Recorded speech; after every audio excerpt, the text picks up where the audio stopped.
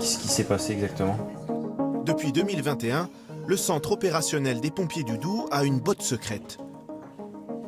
Son nom, Predictops, un logiciel d'intelligence artificielle qui prédit le nombre d'appels téléphoniques au cours des 12 prochaines heures. En fait, on va chercher un certain nombre de variables donc, explicatives, par exemple des événements météo, l'âge de la population, des épidémies en cours, la qualité de l'air, et j'en passe, 1200.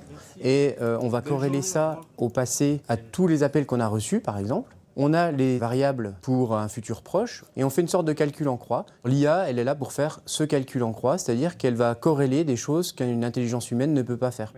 Grâce à ces prédictions fiables à plus de 90%, l'outil permet une meilleure gestion des effectifs. On va aller voir ce qui se passe. Eh bien, je sais à quel moment je vais avoir une certaine pression en termes d'appels.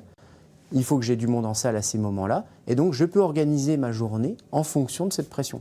Donc là, on voit bien aujourd'hui que tout est vert. Donc là, les gens ont une journée, ils savent, tranquille, sauf événements extraordinaires non prévus par la machine, évidemment. Predictops a été développé non loin de là, à l'Institut FemtoST. Les chercheurs ont souhaité concevoir un logiciel d'IA efficace, mais aussi frugal.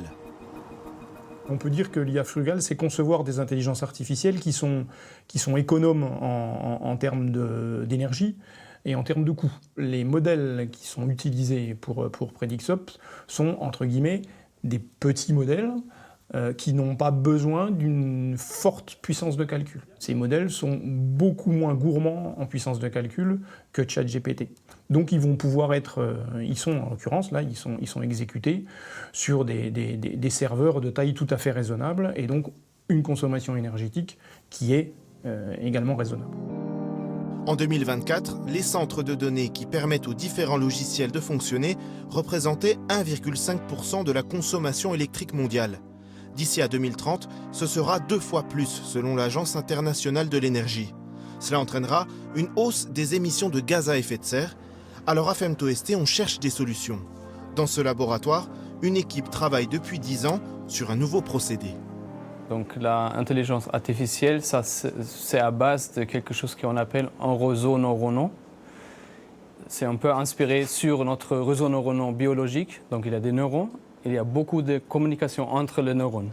On veut faire la communication entre neurones utilisant la optique, la lumière. Au lieu de l'électronique. Au lieu de l'électronique. Ça consomme moins d'énergie utiliser la optique que l'électronique. L'équipe espère pouvoir commercialiser cette technologie d'ici 5 ans. La promesse d'une intelligence artificielle moins gourmande, moins néfaste pour la planète.